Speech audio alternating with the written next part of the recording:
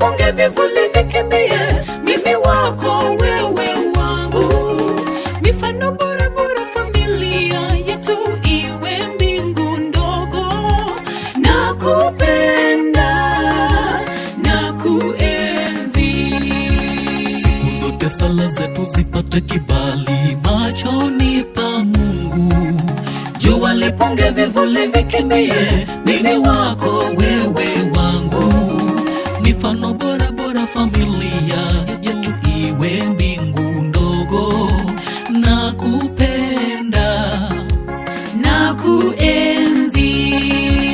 Muda umetimia ya kujenga familia, pando alilopanda Mungu Edeni. Nyama katika nyama yako na mifupa katika mifupa yako, kamwe kusiwepo na utengano. Mibaraka Maulana tanyunyiza, mwekeni Yesu awe kiongozi, maombi iwe silaha. Muda umetimia ya kujenga familia, pando alilopanda Mungu Edeni. Nyama katika nyama yako na mifupa katika mifupa yako, kamwe kusiwepo na utengano. Mibaraka Maulana tanyunyiza, mwekeni Yesu awe kiongozi, maombi iwe silaha. Muda umetimia ya kujenga familia, pando alilopanda Mungu Edeni. Nyama katika nyama yako na mifupa katika mifupa yako, kamwe kusiwepo na utengano. Mibaraka Maulana tanyunyiza, mwekeni Yesu awe kiongozi, maombi iwe silaha.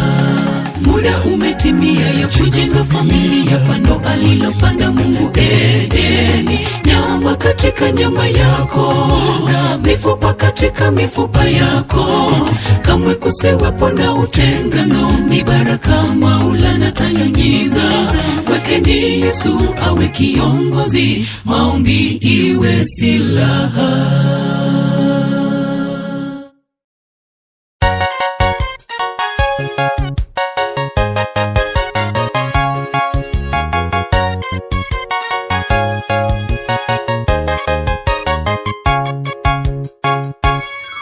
Sio kiatu cha kujaribisha jaribisha mguni, wala mume sio kipaza sauti cha kupigiwa kelele. Pendane pisema maze, amani ya Bwana iwe ndani yenu. Kwa kweli pisema maze, amani ya Bwana iwe ndani yenu. Mke sio kiatu cha kujaribisha jaribisha mguni, wala mume sio kipaza sauti cha kupigiwa kelele. Pendane pisema maze, amani ya Bwana iwe ndani yenu. Kwa kweli pisema maze, amani ya Bwana iwe ndani yenu. Ni mpango mtakatifu tangu Edeni, tena ni baraka mwema utokao kwa Mungu. Ni mpango mtakatifu tangu Edeni, tena ni baraka mwema utokao kwa Mungu. Yahitajika hekima kuitunza hadi kifo kiwatenganishe. Yahitajika hekima kuitunza hadi kifo kiwatenganishe. Ni mpango mtakatifu tangu Edeni, tena ni baraka mwema utokao kwa Mungu. Ni mpango mtakatifu tangu Edeni, tena ni baraka mwema utokao kwa Mungu.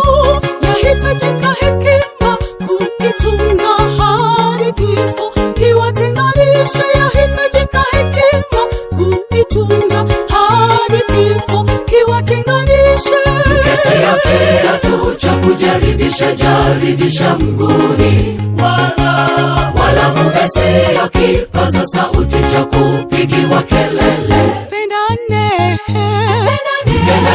pisema maze, amani ya Bwana iwe ndani yenu. Kwa kweli amani ya Bwana iwe ndani yenu. Mkesio kiatu cha kujaribisha jaribisha mguuni, wala mkesio kipaza sauti cha kupigiwa kelele. Pendane, pende pamoja, amani ya Bwana iwe ndani yenu. Kwa kweli, pende pamoja, amani ya Bwana iwe ndani yenu.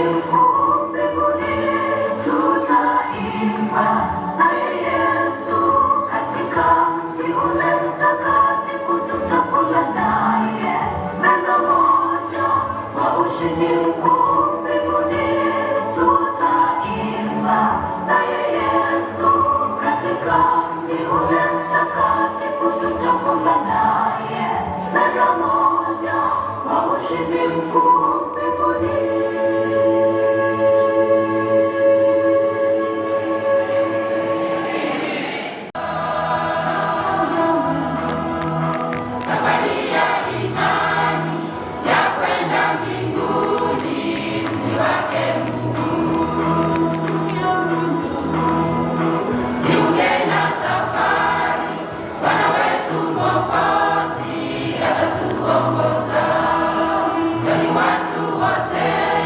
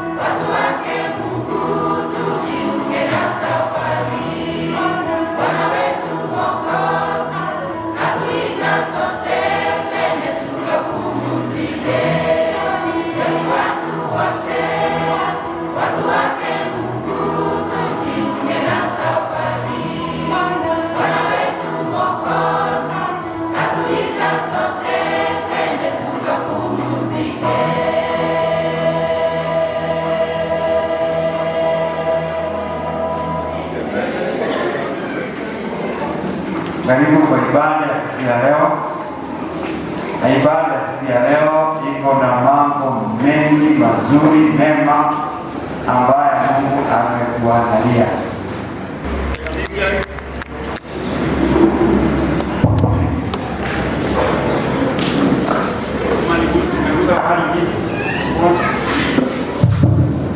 Sawa, Isaya Biblia inasema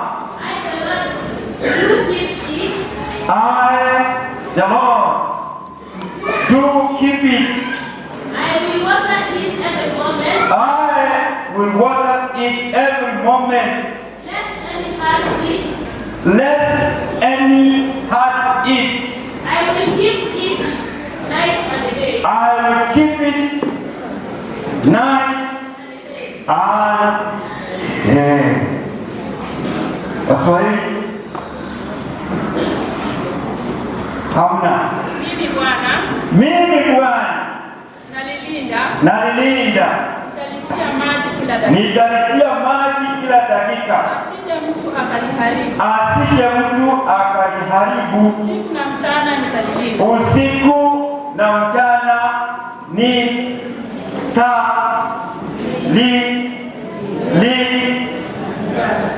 Hapo basi. Haya, tuingie nyumbani. Ama mnadi ya nyumbani.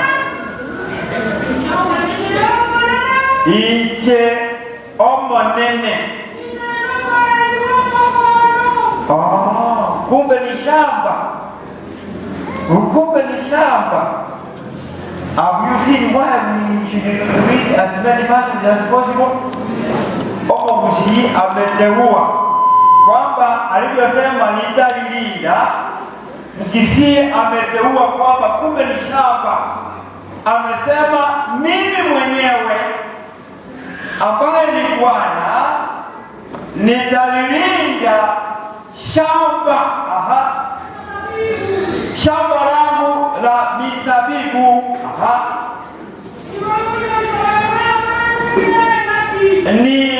Nitalimwagia maji kila, Mswahili alisema kila dakika, lakini Mkisi ukitranslate kila wakati.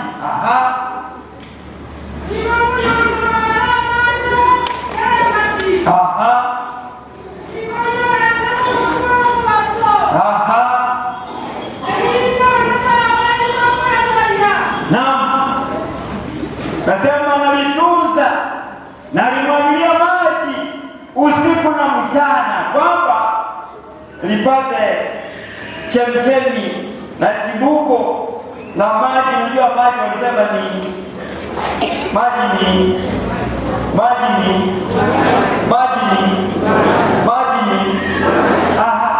Kwa hivyo kuna mfano hapo Mungu anataka kufundisha kwamba ako na shamba lake ambalo analitunza, anakaa karibu na hilo shamba, analitunza kabisa, naliangalia kabisa, kwa sababu amesema labda ni kuonekana kwamba kuna maadui, kuna watu ambao wanataka kuharibu hilo shamba, ya sababu amesema asije mtu yoyote akalidhuru wala akaliharibu. Kwa hivyo shamba la Bwana liko. Shamba la Bwana hili gani? Liko wapi? Limepandwa wapi? Linapatikana wapi? Hili shamba la Bwana liko wapi? Isaiah chapter 5 verse 7. Isaya mlango ni wa 5, fungu lake ni la 7. Biblia inasema kwamba shamba la Bwana, shamba la Bwana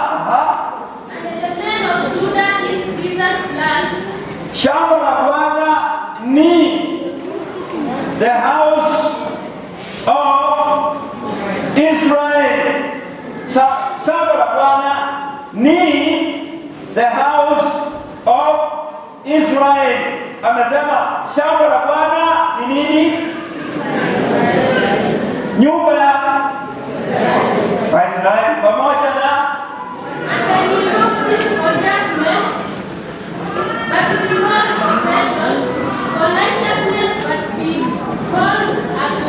hayo mengine wataenda kumaliza nyumbani.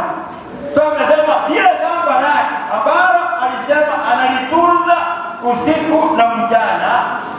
Isaya amesema ni Israeli. Israeli ni watu wa Mungu, watu wateule, taifa la Mungu aliloliteua kutoka kwa watu ambao walikuwa wanaishi. Ni wageni wanaendelea kuingia. Sijali. Ni wageni wanaendelea kuingia. Wageni wakiingia, shamba lake la mizabibu ni Waisraeli. Na Waisraeli ni wateule wa Mungu. Hatuna wakati wa kuenda nyuma kujua Waisraeli walikujaje kuitwa Waisraeli. Lakini wale ambao wanajua historia, Abrahamu aliitwa, si ndio? Aliitwa na Mungu. Mwanzo 12. Akabeba ahadi kubwa kwamba nitabariki uzao wao, kutoka kwako dunia yote itabarikiwa. Abrahamu akaja akaleta watoto wangapi duniani? Halo kanisa, akazaa watoto wangapi duniani? Kanisa, umekuta leo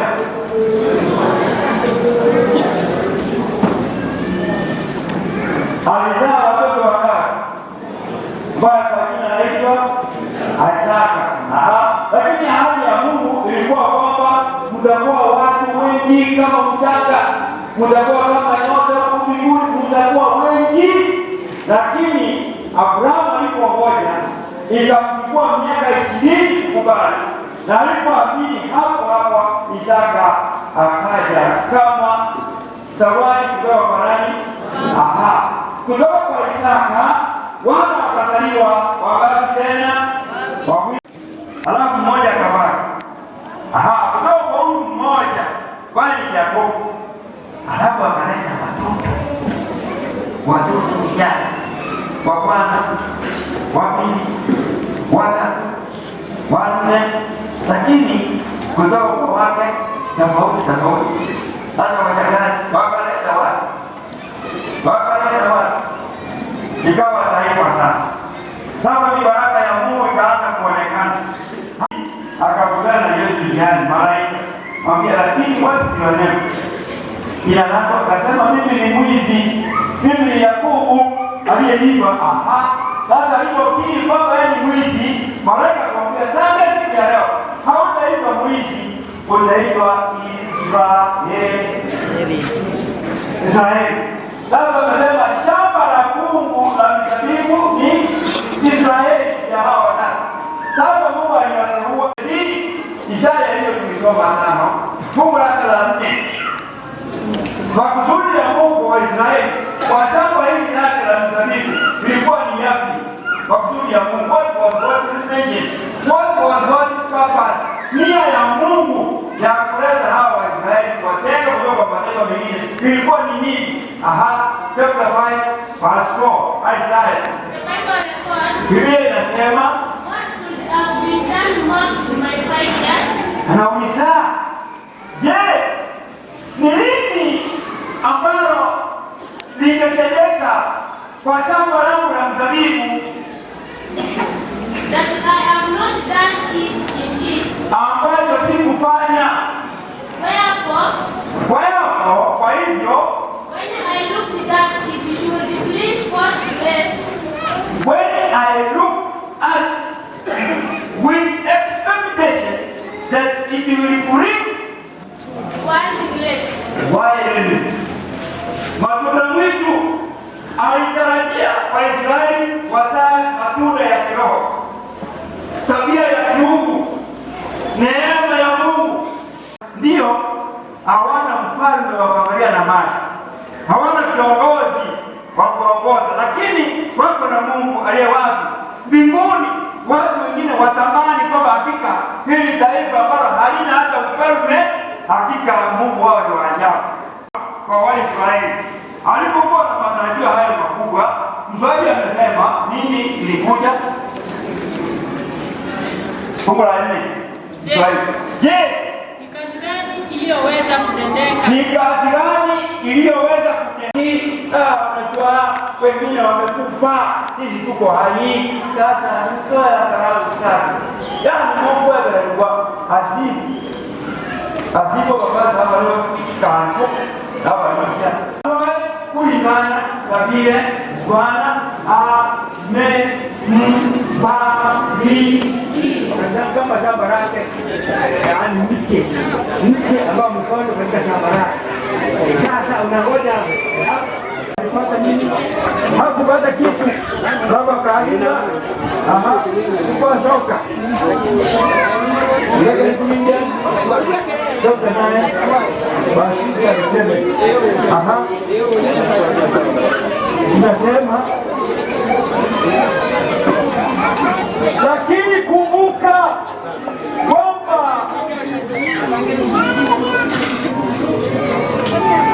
lakini kumbukeni haya, anayepanda kidogo anavuna vivyo hivyo, na anayepanda kubwa anavuna vivyo hivyo. Hebu tuelewane sasa. Vitendawili nani anasikia kupanda vijaji? Basi pamoja tunakaleka vya mwanadamu sana ni hivi. Kama ukijina ndio unatoka ukimera. Ndio kwa jetele kutaka jika hapo ndio kwa mwana mbili. Ilienda kwa spot ndio wale wengine mtusamee, sababu kuna mambo mengine yanahitaji consequence ili tushinde kabisa. So the Lord expected much. First, they brought forth wine. Swali, are you fruitful or fruitless? Je, wewe mtu akisema hakika hawa wanaenda mbinguni, hawa ni watu wa Mungu, hawa ni wana na binti za Mungu, ndio wamelezi katika Kristo Yesu Bwana na mkombozi wetu. Amen. Mtakatifu na Mungu tutendaye, asante kwa matunda ambayo ni matunda ya wokovu. Mapenzi yako yatumike, tuwapeleke katika kusanyia Bwana mkombozi wetu. Amen. Jaza kinanda maharusi waanze kuingia ndani. Maintain silence, please.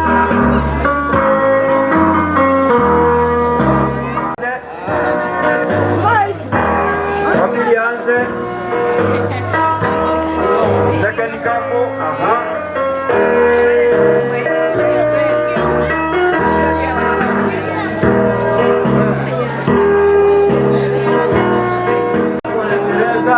na mwanamama huko nje wanakaa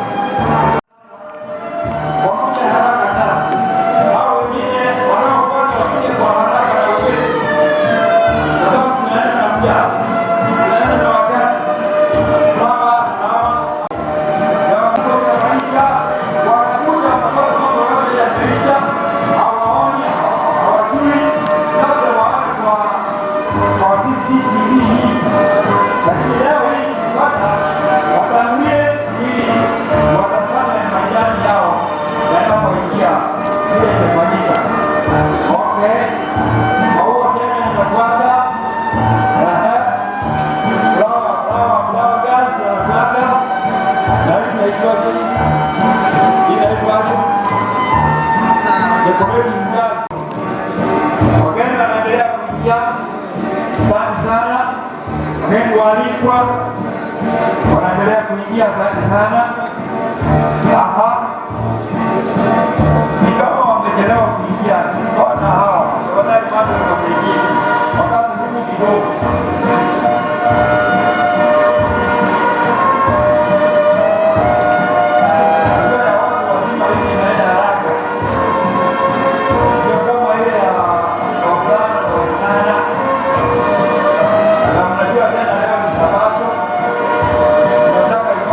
Thank you.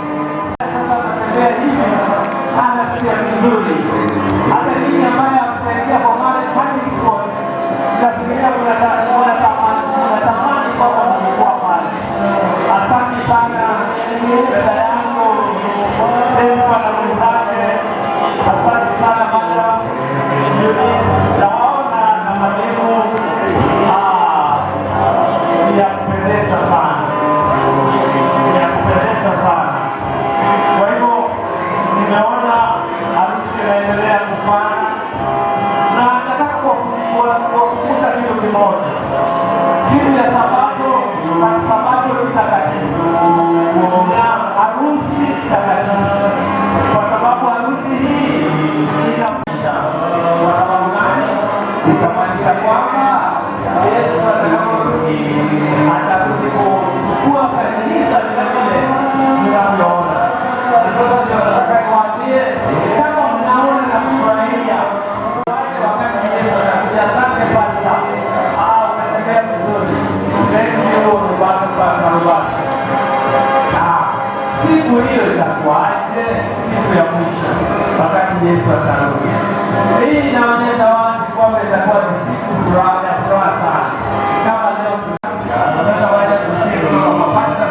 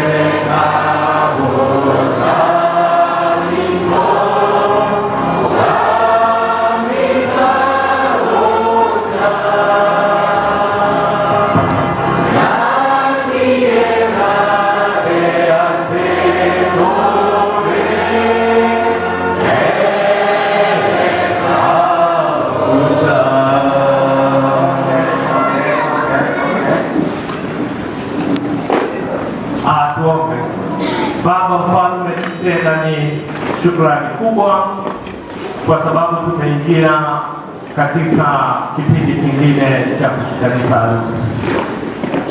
Kwa kweli itakuwaje siku ile ya mwisho, wakati utakuja kuoa kanisa lako kutoka duniani hapa? Tunakuomba kwamba yeyote ambaye amesimama hapa umwandae kwa sababu ya siku hiyo. Harusi hii ambayo tunashuhudia siku ya leo iweze kuwa ni kielelezo cha kutuandaa na kuandaa mioyo yetu hakika, ili siku hiyo tusimame na kukaa pale katika harusi hiyo. Pasta, namweka mikononi mwako, mwenye harusi pia na wakabidhi mikononi mwako. Mpangilio utakapoanza mpaka mwisho ni mikononi mwako tumetua. Asante Mfalme kwa sababu umetupokea. Ni katika jina la Yesu nimeomba na kuamini. Wapi sasa tuliandika kwamba ikiwa kunaye ambaye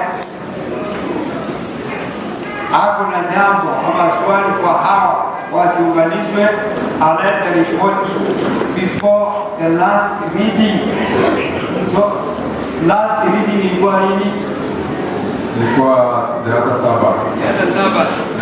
Kwa hivyo mlango wa rehema ulifungwa Sabato iliyopita. Ikiwa ulikuja leo, pole, umechelewa. Asante. Baba tedi osiniko baba tebe tingandu kwa kwate nyati. Ngale igomba manyete. Kimwajira. Bale kabalo tabela wewe jawa majana manyete. Mwelekeo umewekwa na Mungu ndani ya neno lake, ndio tunafuata na hivi tunatembea katika njia ya watakatifu. So tukiona hawa tunamshukuru Mungu sana, tunamwomba Mungu kwamba na wengine wale vile tulisema ambao wameamini ni Wakristo, wamebatizwa, wamekaa kanisani, nyakati ni zenu, mwana mchungaji, mwana wazee wa kanisa, ili nani kufuate mtindo huo. Wasichana wale ambao wako college kuelekea juu na wafulana wale wako college kuelekea juu, mpo? Hebu nione mikono. Wale wako college kuelekea juu, hebu nione kwa mikono. High school, university, college wako, nimewaona. Nani vile vile msipige kando, msipige kando. Njia ndio hii, kwa sababu tunaleta mambo kama haya kanisani kuja kuonyesha upendo wa Mungu. Ni Mungu mwenyewe alisema kwamba si vema huyu mtu awe peke yake, nitamfanyia msaidizi ambaye atakaa naye katika maisha haya. Kwa hivyo alipomleta Hawa, Mungu akasema now it is very good. Akasema imekuwa vema kabisa. Sasa katika mfano huo, tunapofanya haya tunajikumbusha kwamba hakika Mungu wetu kama bwana harusi au karibu kuja, tujiandae kwa hiyo harusi kubwa. Sasa kuna fungu moja nataka nisome. Fungu moja bado nataka nisome.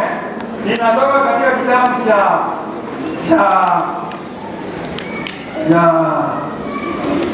Yohana 3 fungu lake la 29. Kabla sijasoma, kuna kibali cha serikali. Kuna kibali cha serikali inaitwa the notification letter. Bila hiyo ni kibali nikiunganisha harusi, bila hiyo kibali nitafungwa milele. Kibali cha serikali ndicho hicho. This is a government document ya kusema kwamba hawa sasa wako na kibali cha kuunganishwa harusi hadharani, mchana kanisani, wakiwa wamejiandaa vile wamefanya. Bila hii hakuna njia, hakuna kabisa.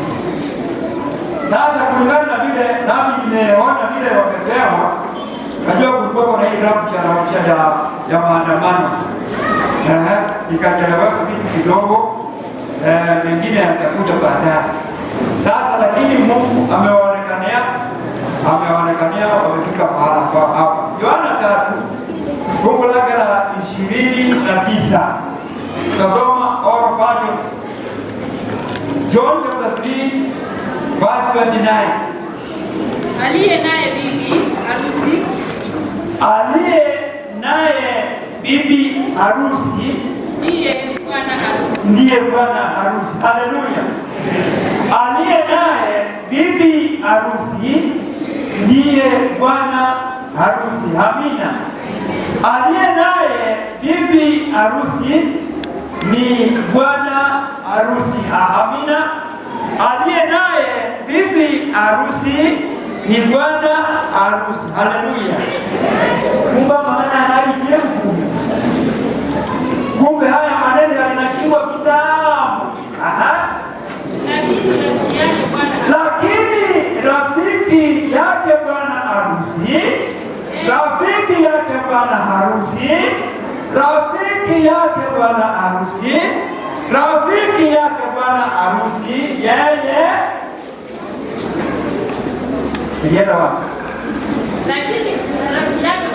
lakini rafiki yake bwana harusi, yeye anayesimama na kusikia, anasimama kwa kando na kumsikia,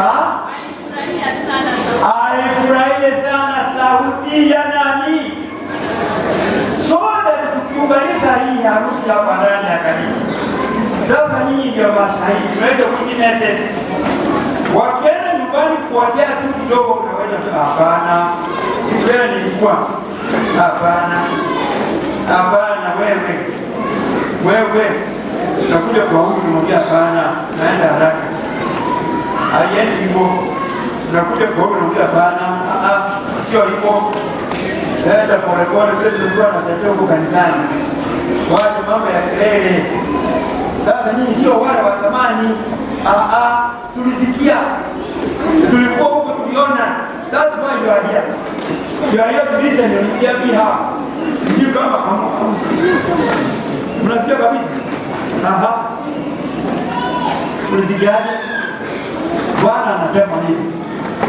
What God has joined together, no man should put asunder. Maana yake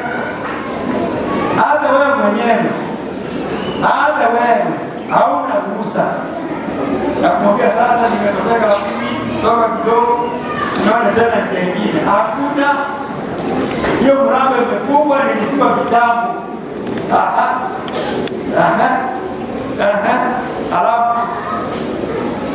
Alafu hiyo ni agizo la nani? Akisema mkiunganishwa tu hivi hakuna kuachana, until death puts you asunder. Ni mauti tu. Lakini mbona tuseme mauti? Si tuwaombee wao waaminifu hadi Yesu akija waende mbinguni wakiwa hivi? Mbona tuombe mauti? Nani anataka mauti? Hapana. Mimi naombea kwamba wao waaminifu na Yesu kulingana na science bila hao karibu kuja. Unajua science nyingine ni hizo tuliona hapa kitabu. Mimi hapa kitu inaitwa maandamano. So those maandamano are science ya kusema Jesus is at the corner. Wale wengine ambao wanakuja kitabu na wanaendelea kukaa hivyo kanisani, wamekaa kama washiriki wa kanisa hili, miaka nenda miaka rudi, tukipiga kutafuta watu wa kuwekea mikono kama watemaji ama wazee, inajua kuna bana hawataunganishwa au watakubaye wakae. Hata wao wafudi hivi, watu wakae wapamoja kuunganishwa, alafu kanisa na waona baadaye.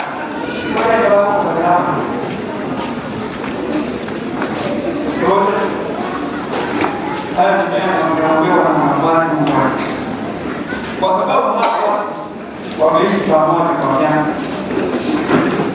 na wamekuja kanisani, tumesoma Mungu. Sasa nikikula kitabu wangu sasa kweli nikikula kitabu kula kitabu hii ndio tunakula kitabu kisha wakati kuingia kwa sababu tunasoma alafu tukimaliza kuuliza kwamba amekubalia na jambo hili kama nani kidogo. Hii sana ni mnagoma. Kwa hiyo kufanya na roho na wewe unafuraha. Kwa kwenda kwa kubaraka na kwa kutoa mimi kwa ya sasa kama anasoma na mimi nasoma. Sasa ndio wanatoa jambo kwao wenyewe.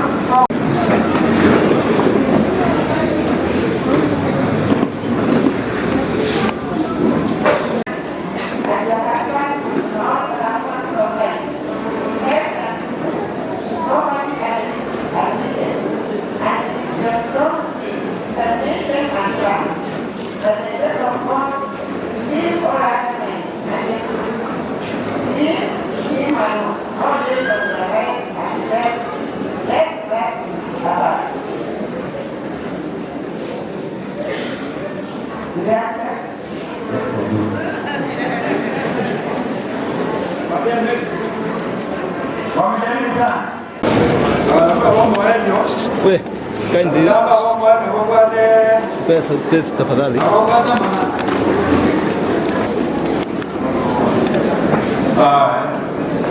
Albert Maparo Basa, accepted the lady. I am holding hand to be my wife. You accept?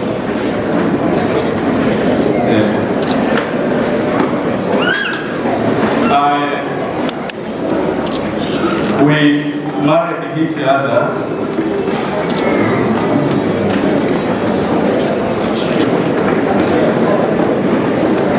We married each other. That I'm holding her hand some years back. We accept to be joined with her into a holy matrimony. I accept the 70-day church and the government of Kenya. I, Mr. Albert Mombasa, do solemnly promise before God and this congregation that I have no other woman whom I regard as my wife anywhere else. I will continue to live with the woman I am holding her hand as my wife in all circumstances of life, in health, sickness, in poverty and riches. It is my strong will, determination and plan, by the grace of God, to leave all other women and cling to her alone all the days of my life until death do us apart. Do you accept?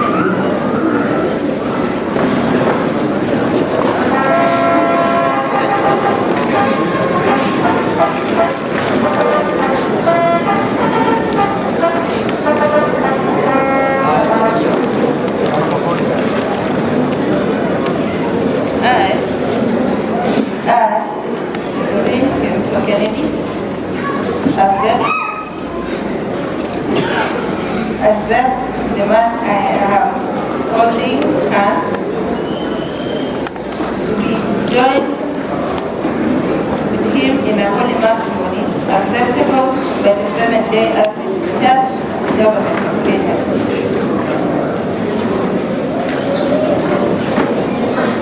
I solemnly promise before God and the congregation that I am no other man whom I regard as my husband anywhere else.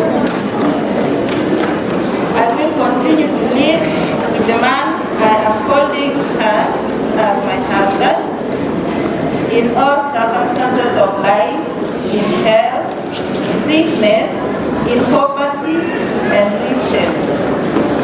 And it is my strong will, determination and plan by the grace of God to live all other men and live to him alone all the days of my life until death do us apart. Do you accept my vow? Yes, I accept. Very good. Ayana alama hanana. Dia utake ni dia Mungu. Asante kwa ile njia. I request my pastor, Harrison. Aina tuwatana kwa baraka ya masabo. Asa wana wetu kukati.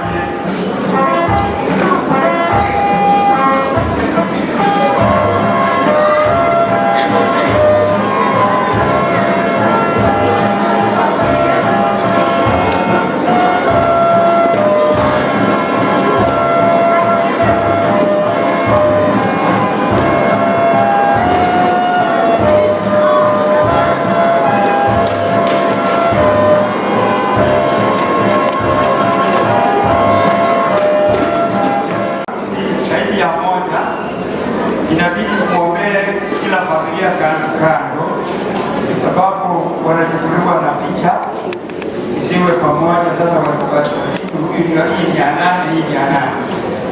Kwa hivyo sasa tuombe.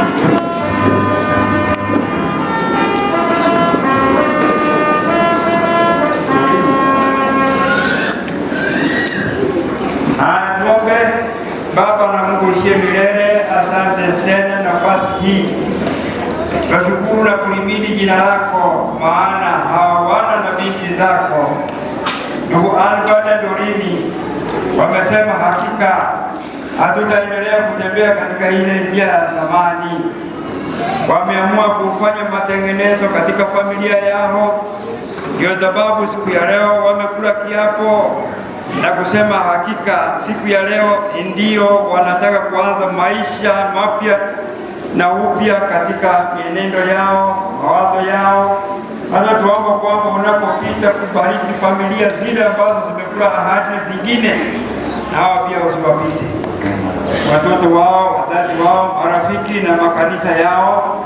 Tuomba Baba wabarikie na uwape neema ile ya kupata, na wanapopata wafunze kuwa waaminifu katika fungu la 10 na matoleo mengine, ili wawe mwanga katika kijiji ambacho wanatokea, familia ambao wanaishi, ili kwamba isiwe neno la kuongewa vibaya kwa jina lako kwa sababu ya tabia labda yao. Watakaze, waonekanie katika maisha yao, wamulikie njia ili watembee katika ilivyo mapenzi yako, na wengine wafuate mwenendo huo. Na wale ambao walifanya harusi zao zamani, tuomba Baba utupatie uwisho na matengenezo tunapoona hao wakianza maisha mapya. Na kanisa hili waliombea kwamba uliweke wakfu ili endelee kufanya mambo kama haya ya kuhubiri na kuonyesha mifano kwamba nataka kutembea katika njia zako. Ndio mapenzi yako kwamba utatenda zaidi ya vile tumekuomba, sababu unajua mahitaji yao zaidi ya sisi. Naomba mapenzi yako yatimike, tumeomba katika Kristo aliye Bwana mkombozi wetu. Amen. Asante sana.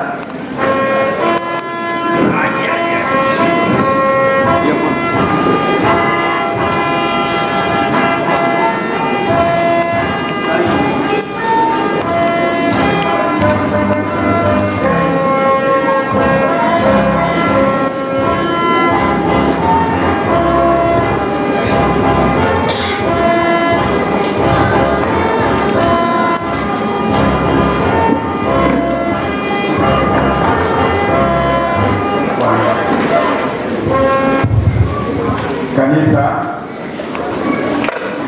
nadhani hatujawahi kufanya harusi siku ya Sabato. Si ni kweli? Hasa harusi inahitajika kutendeka siku ya Sabato, si katikati ya juma. Katikati ya juma huwa tunafanya zile sherehe za kutoa vipawa au msaada wa maadili.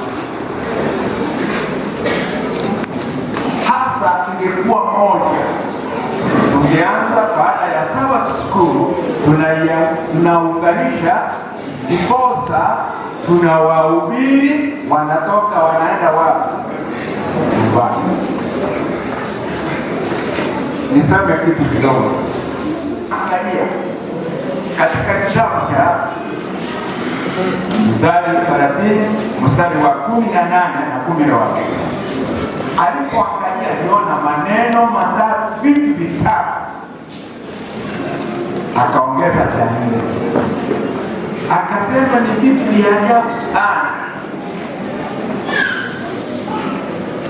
Ndipo akasema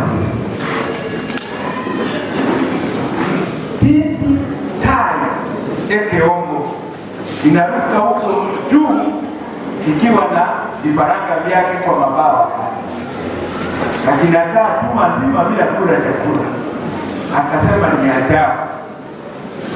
Unapoendelea basi na mingine. Jambo la pili, akasema alipotazama akaona nyoka. Hawanamwete nyoka.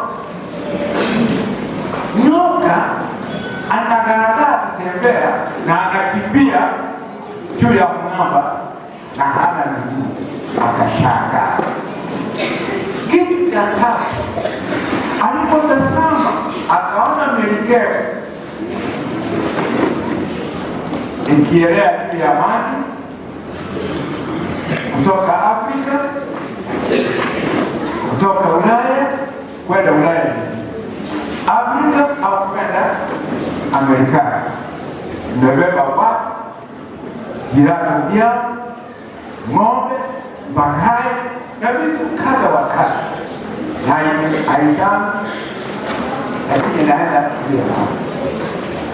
Wewe ukitoka ukiingia kwa maji unavuka, lakini ukiwa ndani ya gari meli unavuka nao. Akasema ni ajabu sana. Lakini jambo la 4 fungu la 19 akashangaa, akasema ni muujiza. Muujiza gani? Jinsi mwanamume wanaandamana na kushirikiana na mwanamke wa nchi zingine, wa ukoo mwingine, wakapendana. Mama ilikuwa kumpenda weusi na wewe weusi kama yeye, ilikuwa kumpenda ilikuwa akakubali na anakupenda kuliko ndugu zake na baba yake. Akiwa magana ya leo ayawa pia ndo hapo na yeye kwa kadalia wapa ni hata Sulemani alisema huo ni kumkisha ikinege kwa nani. Kwa hivyo hawamita Mungu amekubali muendelee kazi vile mkifanya. Hatutasema watoto wafuate njia hii, tuwaonyeshe hayo yakatendeka hivi hapo Mungu. Tungekaa kuelewa kwa sababu tunayafanya haya. Mungu awasaidie. Mungu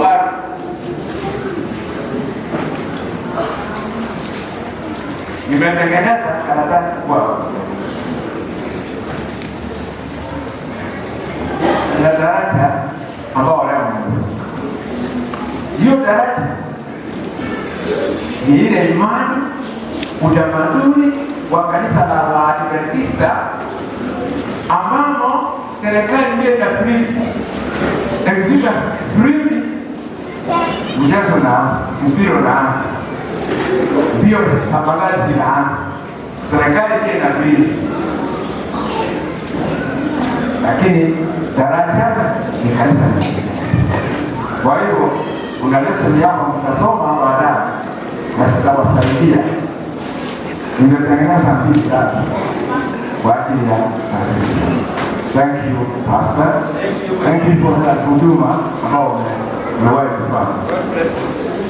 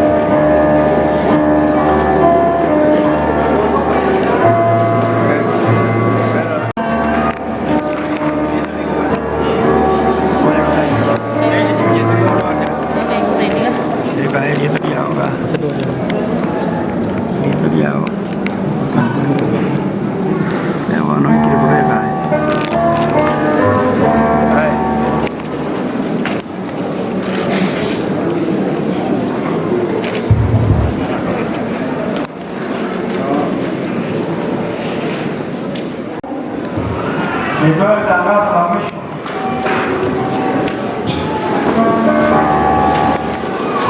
Haya, simameni hawa.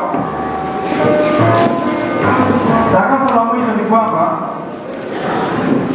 nami Mchungaji Moses Oganga, kulingana na uwezo uliopewa na kanisa letu la Waadventista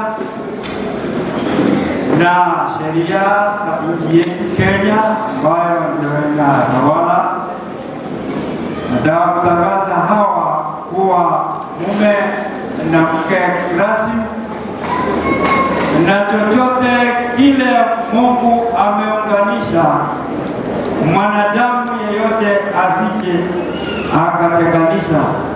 Kwa jina la Baba, Mwana na Roho Mtakatifu, kanisa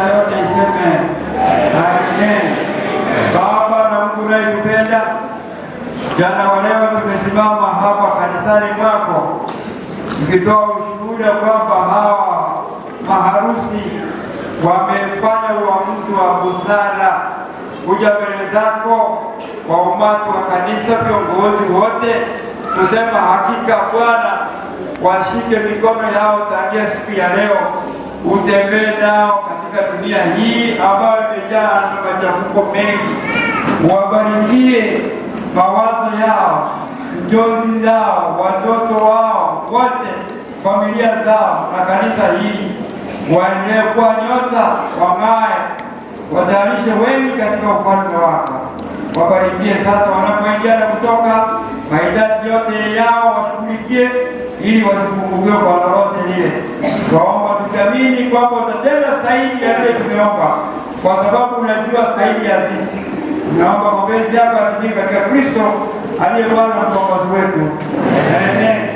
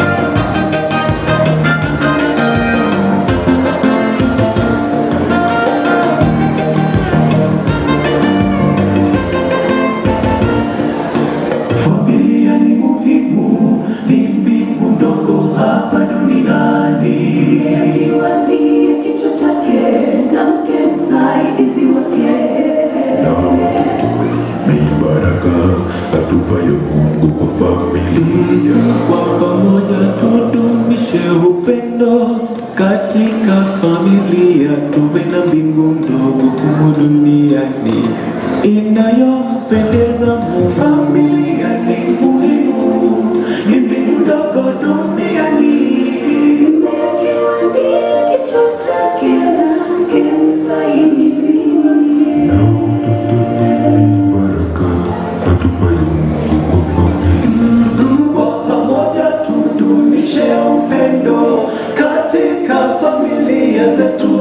Amani na furaha na zidumu kati yetu. Mungu na apende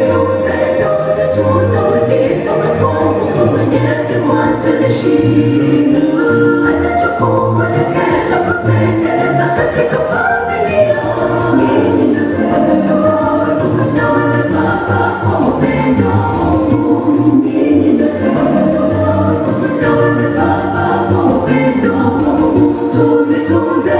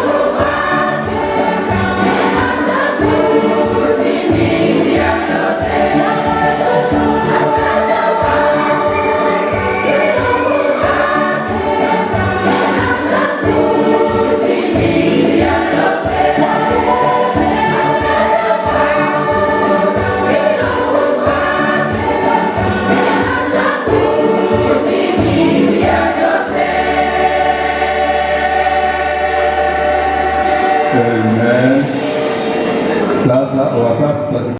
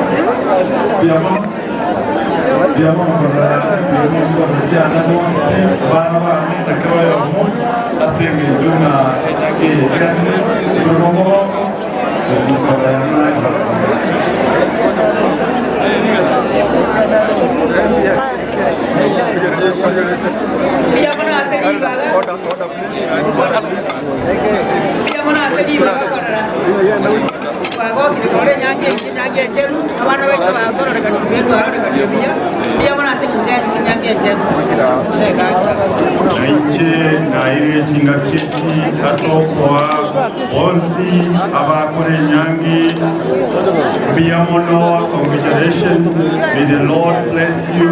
May the Lord give you all the gifts of nature.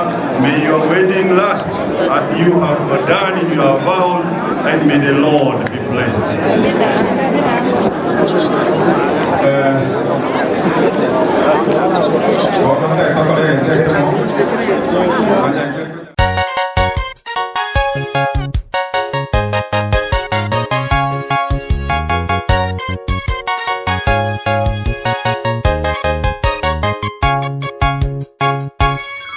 Sio kiatu cha kujaribisha jaribisha mguni, wala mume sio kipaza sauti cha kupigiwa kelele. Pendane,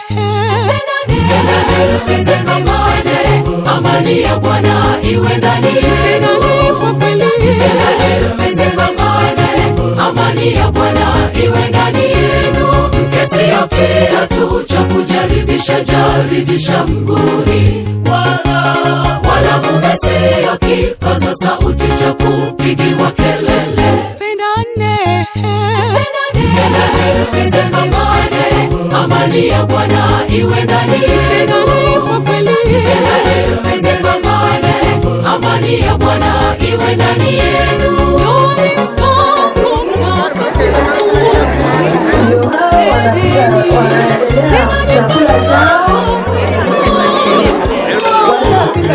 Mungu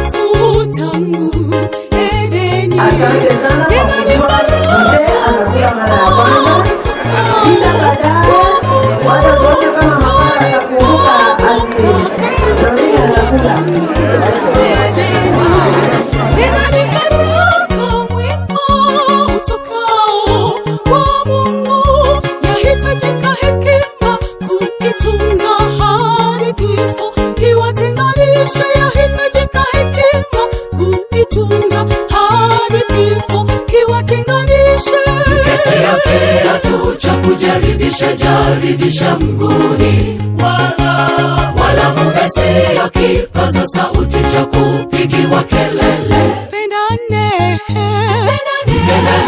sema mase, amani ya Bwana iwe ndani yenu. Kwa kweli, sema mase, amani ya Bwana iwe ndani yenu. Mke sio kiatu cha kujaribisha jaribisha mguuni, wala mume sio kipaza sauti cha kupigiwa kelele. Pendane,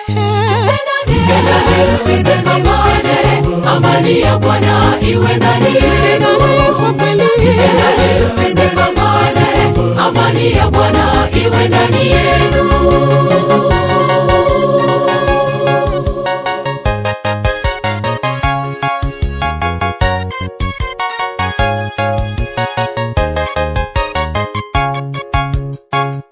Twawatakia baraka maishani mwenu, mdumu milele kwenye upendo wa Yesu.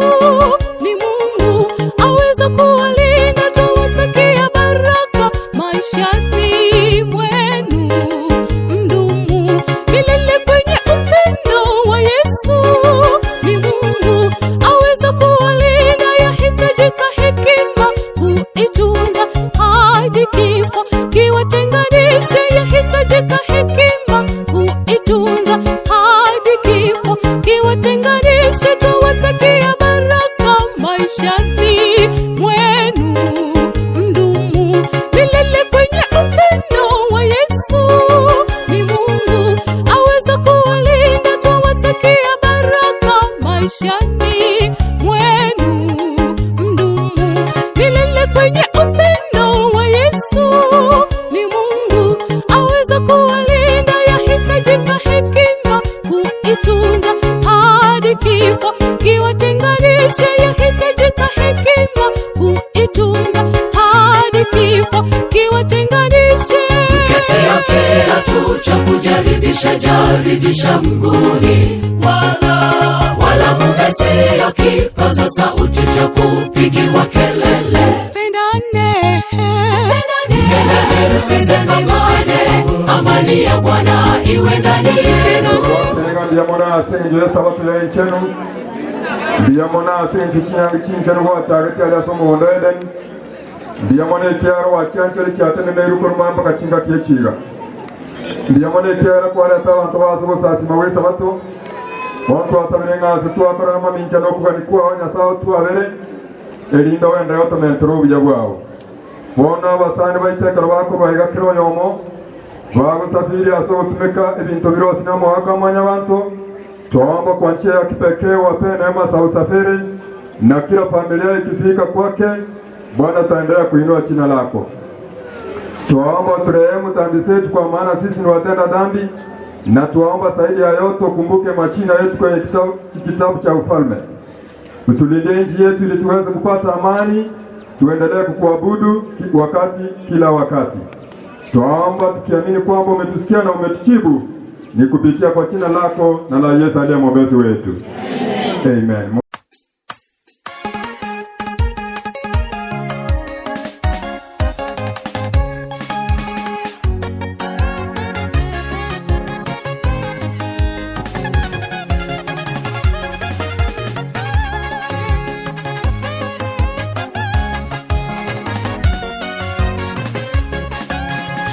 Wakaunganishwa shambani Edeni, mipango ya Mungu ikakamilika. Mume na mke walitawale, waijaze dunia kama ilivyoagizwa, kama ilivyo takatifu zaka na Sabato. Basi ndoa msitupilie mbali. Apataye mke apata kitu chema, naye apataye mume vile vile. Mwekeni Yesu Kristo awe kiongozi nyumbani mwenu, tena awe mwanzilishi, awe kielelezo daima, kusiwepo na ufarakano. Wakaunganishwa shambani Edeni, mipango ya Mungu ikakamilika. Mume na mke walitawale, itawale waijaze dunia kama ilivyoagizwa, kama ilivyo takatifu zaka na sabato. Basi ndoa msitupilie mbali. Apataye mke apata kitu chema, naye apataye mme vile vile. Mwekeni Yesu Kristo awe kiongozi nyumbani mwenu, tena awe mwanzilishi, awe kielelezo daima, kusiwepo na ufarakano. Muda umetimia ya kujenga familia, pando alilopanda Mungu Edeni. Nyama katika nyama yako na mifupa katika mifupa yako, kamwe kusiwepo na utengano. Mibaraka Maulana tanyunyiza, mwekeni Yesu awe kiongozi, maombi iwe silaha. Muda umetimia ya kujenga familia, pando alilopanda Mungu Edeni. Nyama katika nyama yako na mifupa katika mifupa yako, kamwe kusiwepo na utengano. Mibaraka Maulana tanyunyiza, mwekeni Yesu awe kiongozi, maombi iwe silaha.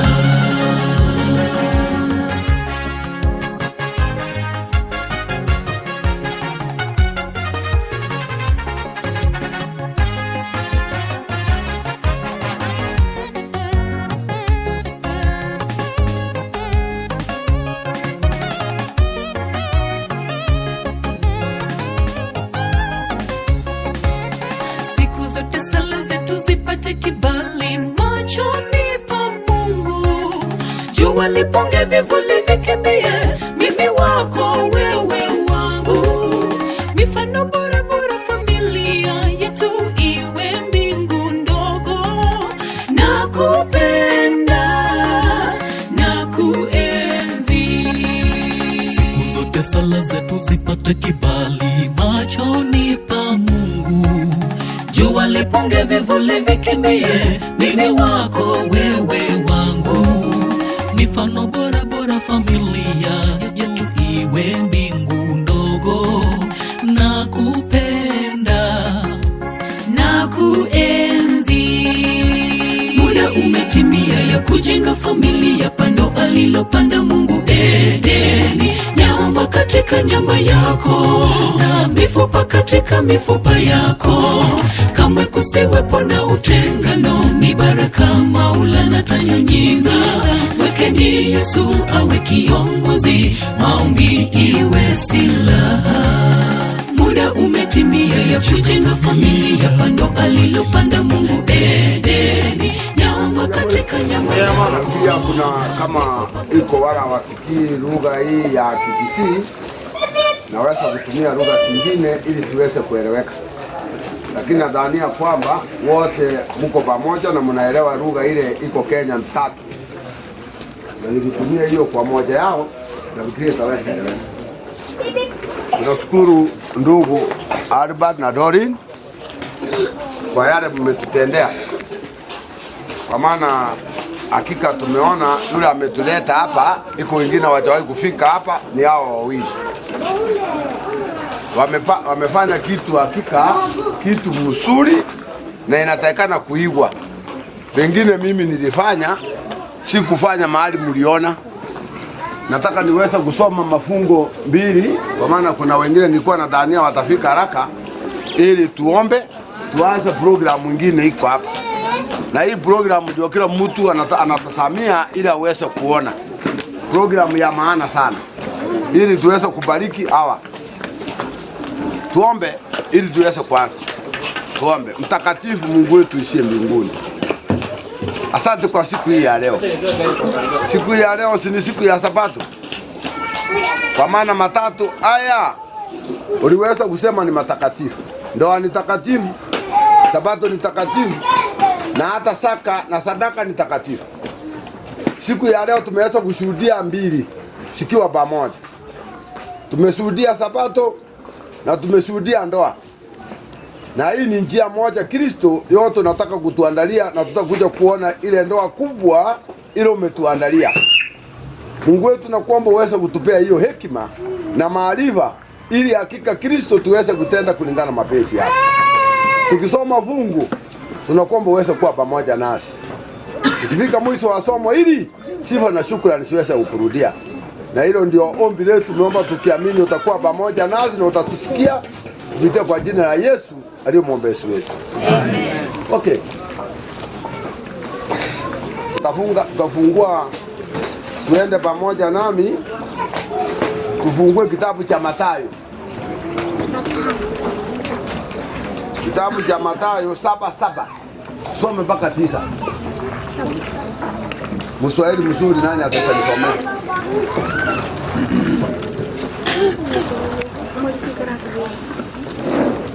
Mathayo 7:7. Hai nasomeka hivi. Iko maongeo. Katika Mathayo 7:7.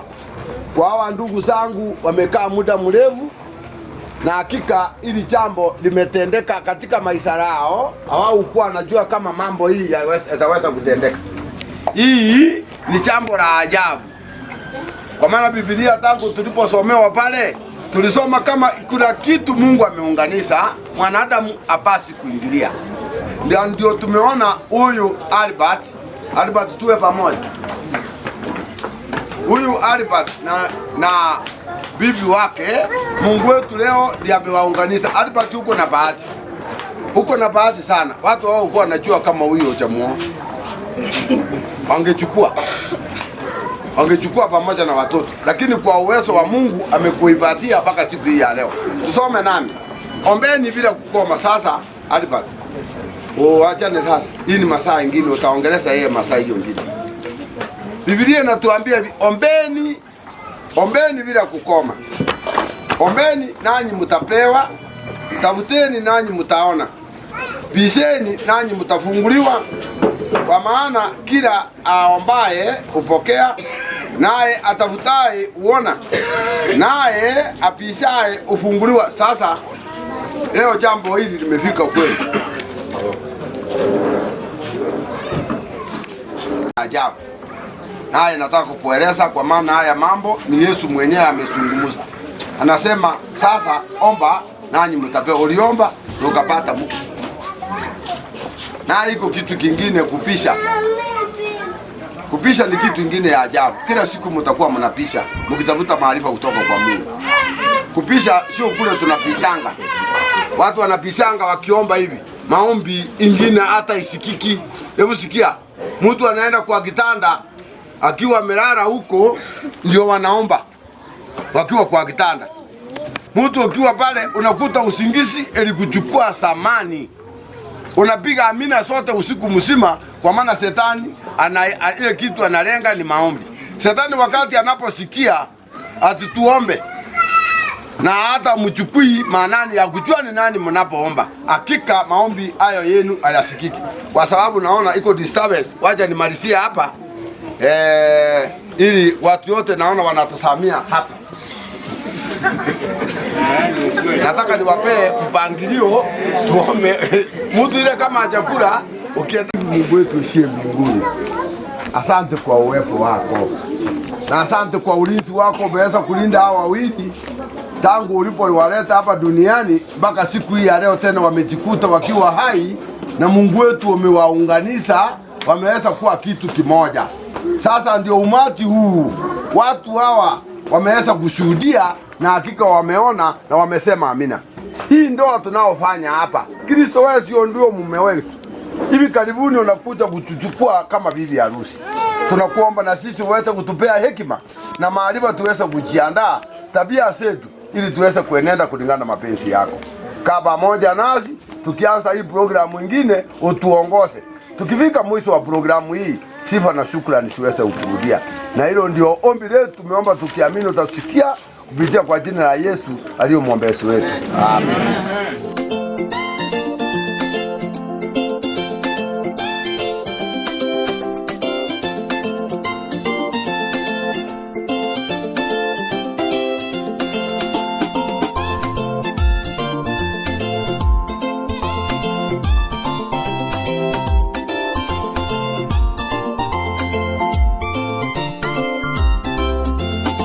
Mekere buyana okogokya ekera bantu benyumbeyemo bamenyete amo baiwanaine Nyasaye kare egati yabo Mekere buyana okogokya ekera bantu benyumbeyemo bamenyete amo baiwanaine Nyasaye kare egati yabo Wajani nyumba nomogoko kera nituko nerimu surigia Amanga na yogotiga na onsita yotiga yesabe nyumba Wajani nyumba nomogoko kera nituko nerimu surigia Amanga na yogotiga na onsita yotiga yesabe nyumba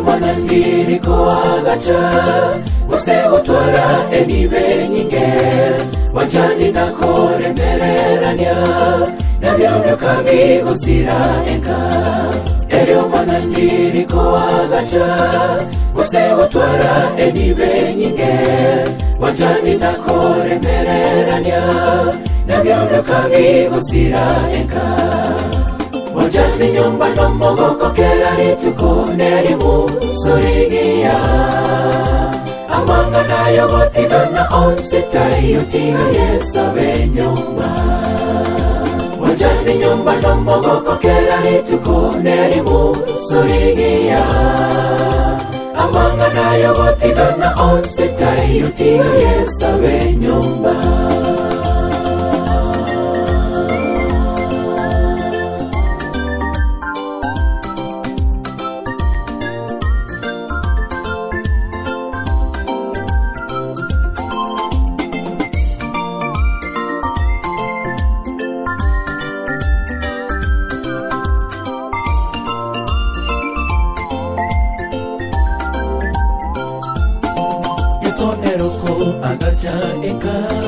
Weri bagari nene Kito semerio kumanya weto Mangana enka tomotigere Desondere oko agacha enka Tiga erai weri bagari nene Kito semerio kumanya weto Mangana enka tomotigere Wajani nyumba nomogoko kera nituko nerimu surigia Amanga na yogotiga na onsita yotiga yesabe nyumba Wajani nyumba nomogoko kera nituko nerimu surigia Amanga na yogotiga na onsita yotiga yesabe nyumba Wajani nyumba nomogoko kera nituko nerimu surigia Amanga na yogotiga na onsita yotiga yesabe nyumba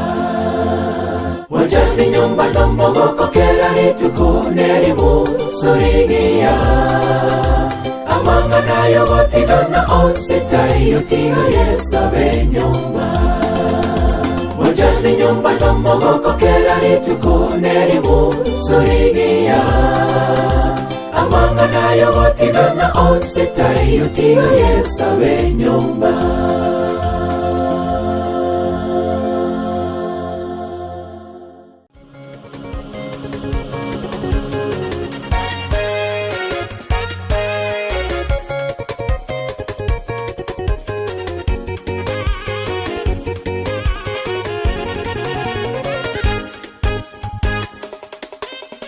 Nakupenda sana mke wangu, najivunia upendo wako. Nakupenda pia mume wangu, mimi ndiye nawe hadi milele. Wako kweli wanichanganya mimi, upendo wako hauna kipimo.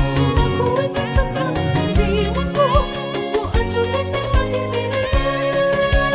Nakupenda sana mke wangu, najivunia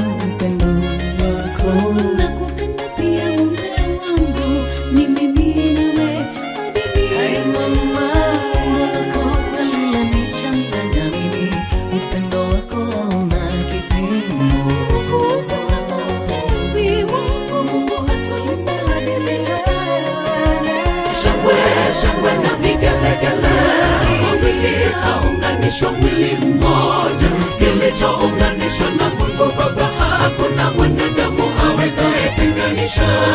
Ndoa ni furaha pakiwa na pendo, amani na ushirikiano bora. Yesu atawatawala, vitu vyote viko sawa. Shangwe, shangwe na vigelegele, wawili kaunganishwa mwili mmoja. Kilichounganishwa na Mungu Baba, hakuna mwanadamu awezaye tenganisha. Ndoa ni furaha pakiwa na pendo, amani na ushirikiano bora.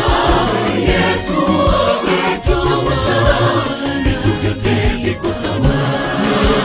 Shangwe, shangwe na vigelegele, wawili kaunganishwa mwili mmoja. Kilichounganishwa na Mungu Baba, hakuna mwanadamu awezaye tenganisha. Ndoa ni furaha pakiwa na pendo, amani na ushirikiano bora. Yesu atawatawala, vitu vyote viko sawa. Shangwe, shangwe na vigelegele, wawili kaunganishwa mwili mmoja. Kilichounganishwa na Mungu Baba, hakuna mwanadamu awezaye tenganisha. Ndoa ni furaha pakiwa na pendo, amani na ushirikiano bora.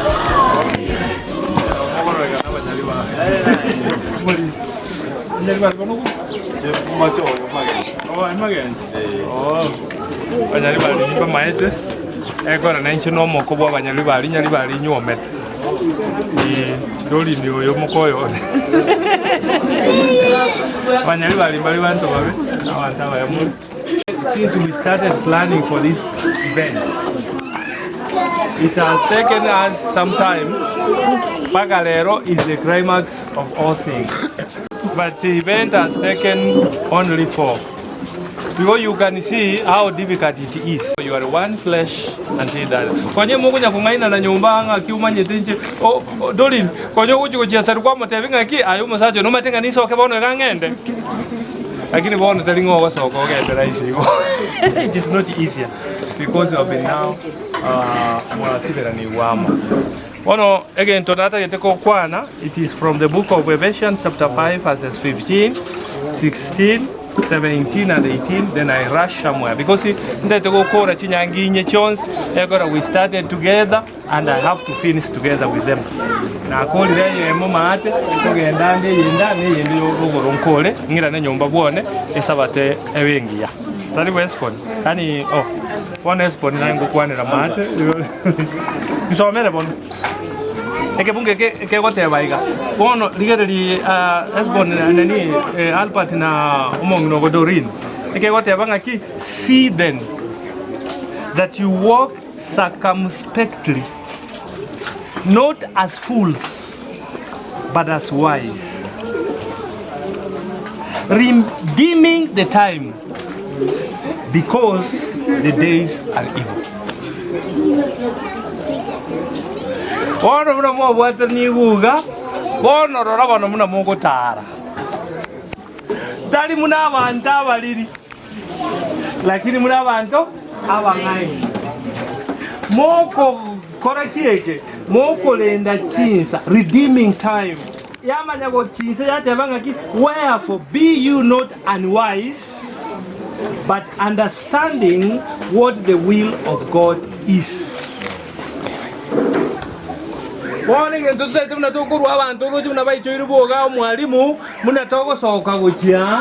want to tell you one thing you do. When your wife removes these clothes,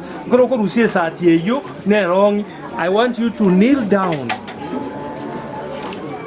and welcome Christ in this house.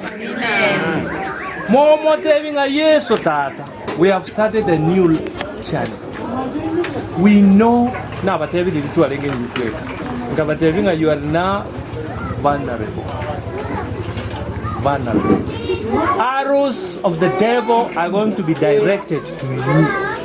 Please, now the time is now that you yourself, you lock your house and your children, you kneel down and say, God, the channel has started. Please start with us. You will never be. Because bono setani ngo chari ni chiaru. Awotebe imnambia ko de chinyangi, tigangole kieke, tigambiro. The only one who will defeat you the war is Christ. Please Doreen, please Mwalimu. You have been my friends and you will be my friends. See then how you walk. Not as unwise, but wise. The wisdom men can give is not equal to the wisdom that you can get from the Word of God. That is the truth. Don't rely on pastor. Pastor is a human being, who fails daily. I'm also on the war. I'm also on the journey.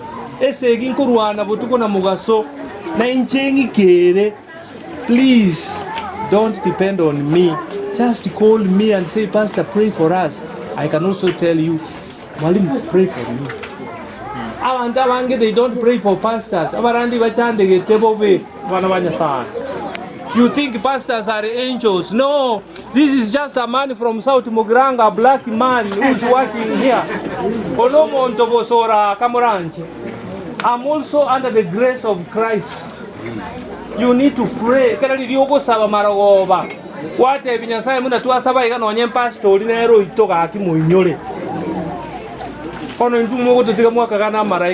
pray for us, please.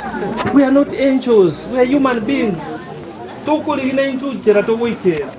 That is why that heavy Babadolin Navalimuens Mora Inga Tomanya Munatogo Tara, because the days we are living in. We shall be talking, we shall be meeting one another, we shall be together here. Yes, on your trade river. Yes, I shall be talking and talking until we see that we have stood. One thing I want you to do is put on the armor of God.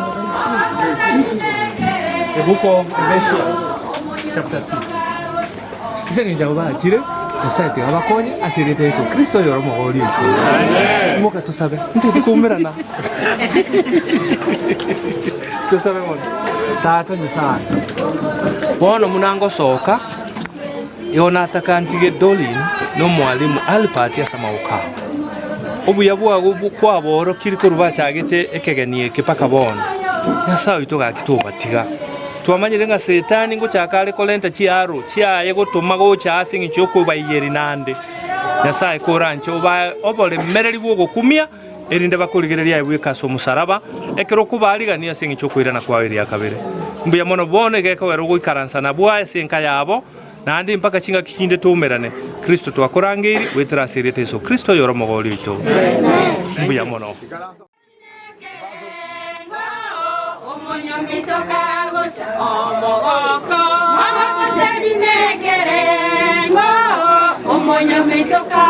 abantu twensi pitawe anye tomoro totekago abantu twensi pitawe anye tomoro totekago omogoko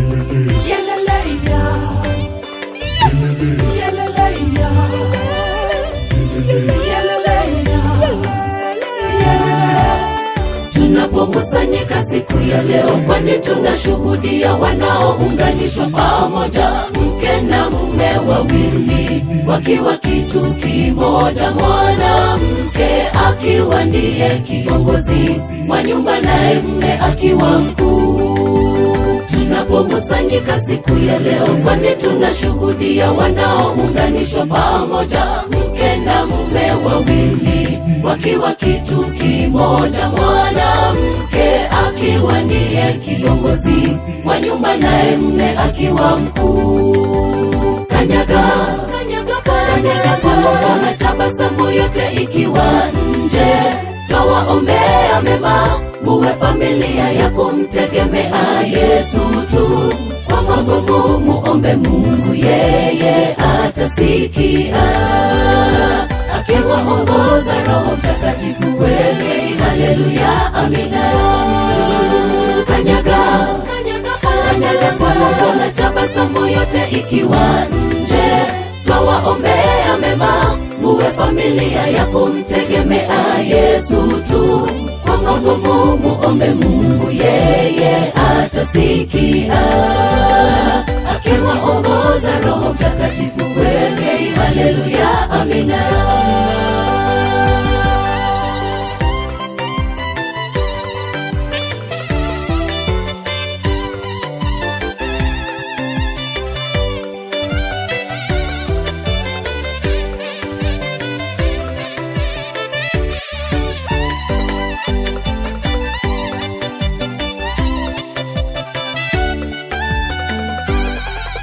Heri yule apataye kitu chema, maana ndicho Mungu alichokiumba. Kipenzi cha moyo wangu, omwaji atotenda. Mifupa yako umepata, nitakulinda mpenzi wangu. Kwenye furaha huzuni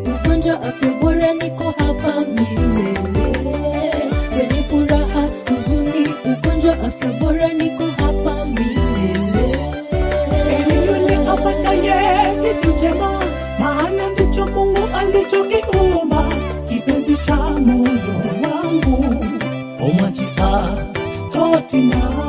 Mifupa yako umepata, nitakulinda mpenzi wangu.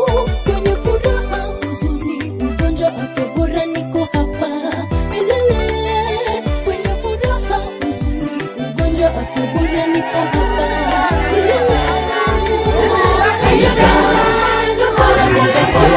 Tabasamu yote ikiwa nje, tawaombea mema, muwe familia ya kumtegemea Yesu tu.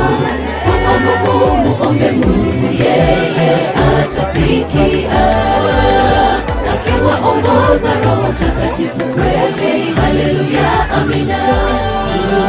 Kanyaga Bwana, tabasamu yote ikiwa nje, tawaombea mema, muwe familia ya kumtegemea Yesu tu. Kwa magumu muombe Mungu, yeye atasikia, akiwaongoza Roho Mtakatifu kweli. Haleluya, amina.